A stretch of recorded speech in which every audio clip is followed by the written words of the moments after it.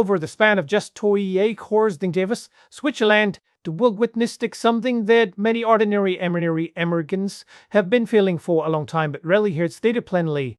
The United States no longer occupies unaware can simply demand and expect compliance.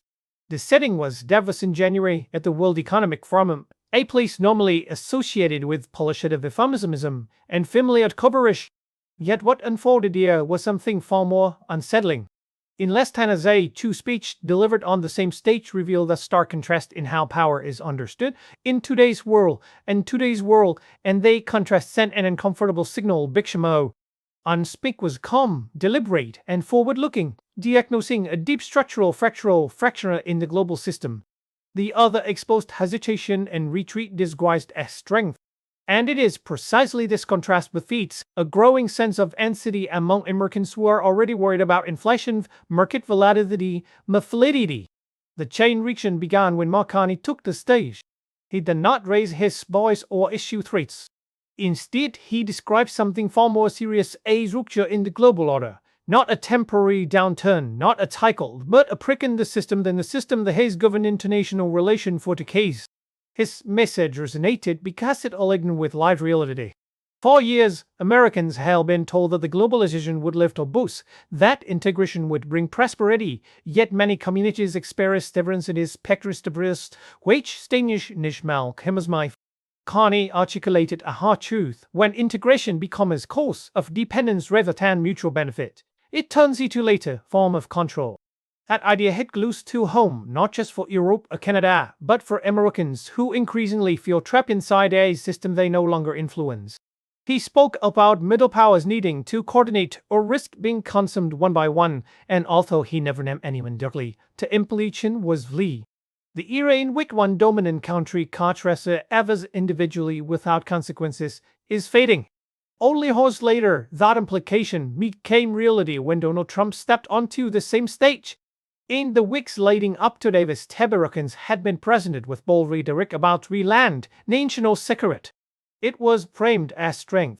But in Davos, strength collided with resistance. Europe did not fragment. Allies did not panic. They coordinated. And suddenly, the language shifted from ownership and ultimatums to frameworks and cooperation. For Americans watching from afar, this was deeply unsettling. Not because compromise inherently because unpredictability carries a cost. Markets react have to instability. Investors price in risk. Business hesitate. Workers feel the downstream effects trial price and uncertain employment. When treaties are issued and then quickly withdrawn, the message is not dominance, but volatility. And volatility erodes confidence. The average American does not need to understand Arctic geopolitics to grasp the implications.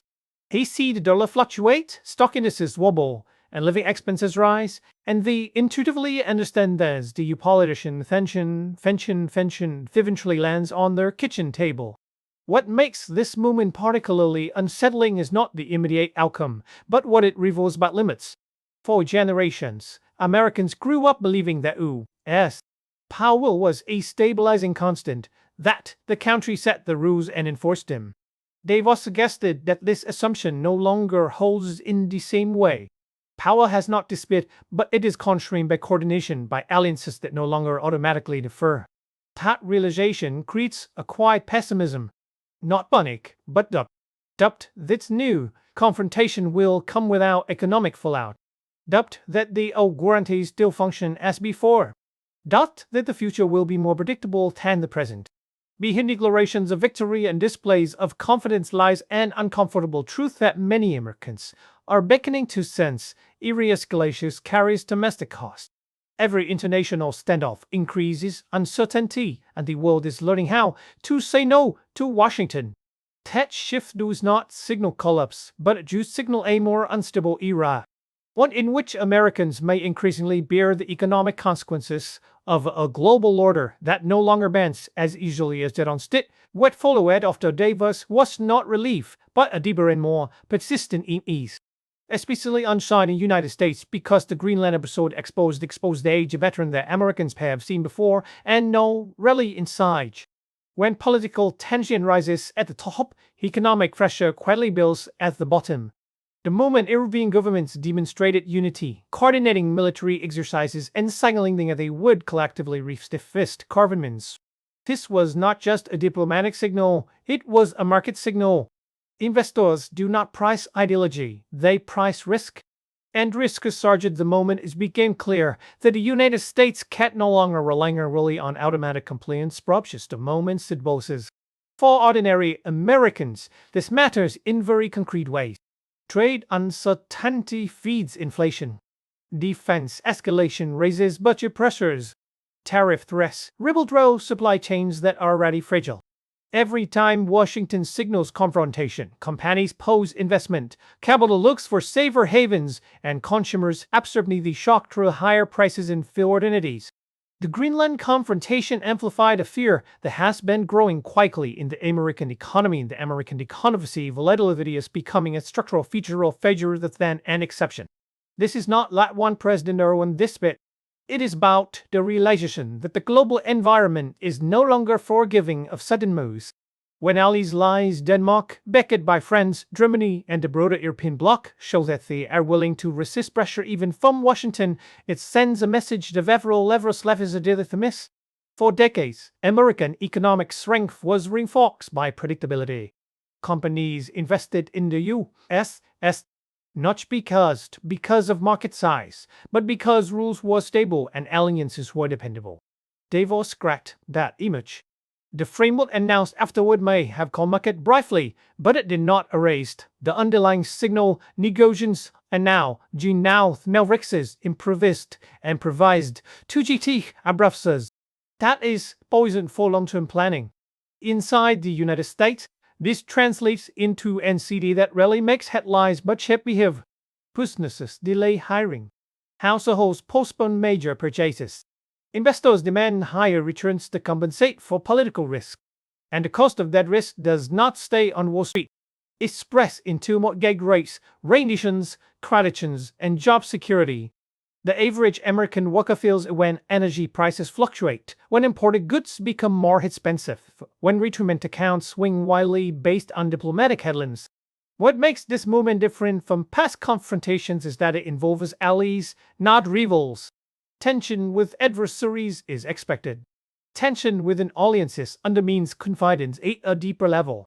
The Greenland crisis forced Americans to confront an uncomfortable truth. The old assumption that nature will automatically shields the U.S. economy from jubilatio blowback no longer holds. When coordination replaces difference, power becomes negotiated rather than imposed. That negotiation takes time, and time is costly in markets. It also reshapes domestic politics. When voters sense instability abroad, they become more pessimistic about prospects at home. That pessimism feeds polarization, erodes trust in institutions, and makes economic policy harder to execute. Fiscal decisions become constrained by defense commitments. Monetary policy becomes trapped between inflation and uncertainty. And all of this unfolds while public debt remains high and growth fragile. Davos did not case these key problems, but it eliminated them. The image of a United States forced to step back from maximal demands, even temporarily, reinforces the sense that the margin for unit shrinking. For Americans, this does not register as a single dramatic collapse, but as a slow erosion of confidence. Confidence that global leadership automatically translates into economic security. Confidence that allies will always fall in line.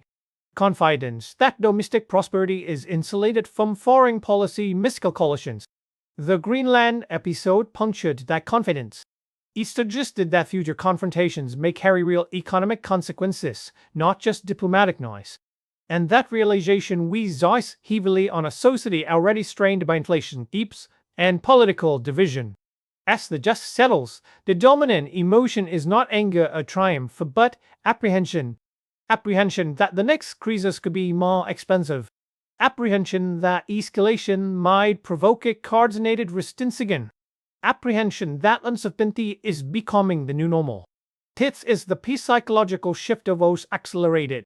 It is the moment when many Americans began to sense that global power dynamics are no longer working quietly in their favor, but increasingly empower, increasingly imposing costs that are felt in home.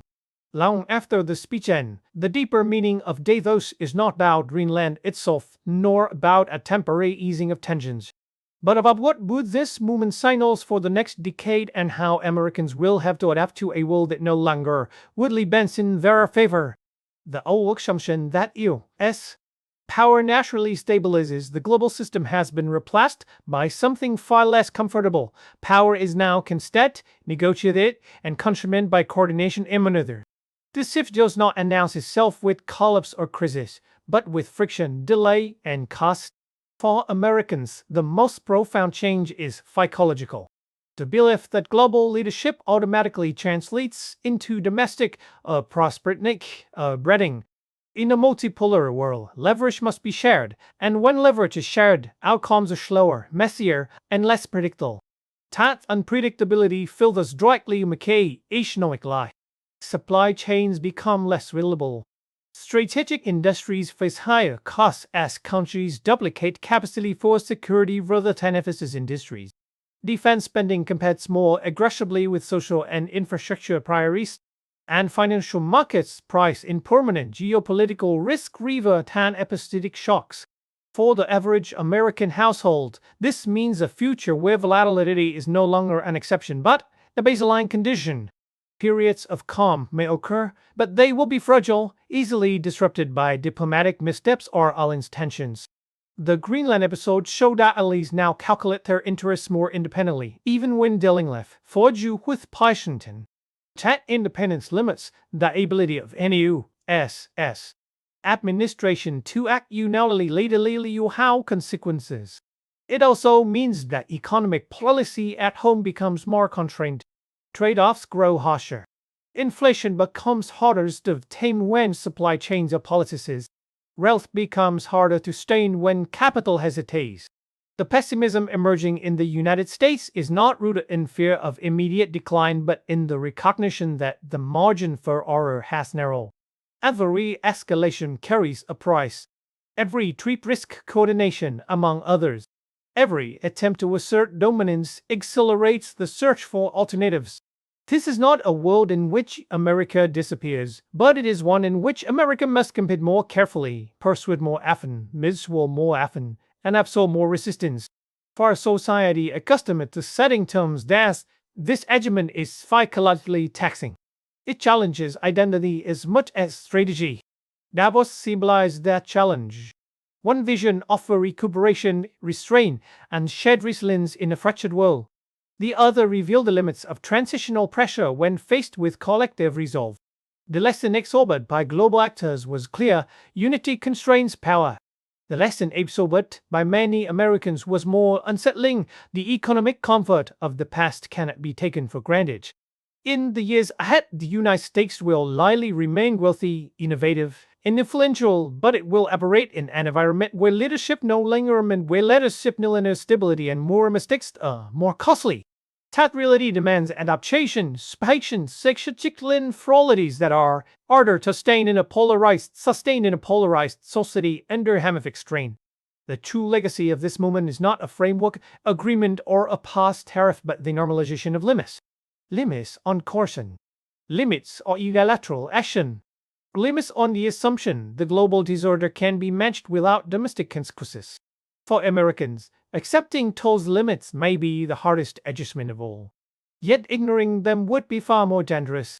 The world is not returning to the old order, and nostalgia will not protect living standards or economic security. What emerges next will be shaped by how well societies adapt to uncertainty, how effectively alien speedily limits are managed than exploit, and how honestly leaders prepare their citizens for a more complex, less forgiving global landscape. Davos did not end an era overnight, but it made one truth unavoidable: the future will demand more resilience from our resilience, not because the country is weak, but because the world is no longer arranged to quietly absorb its risks.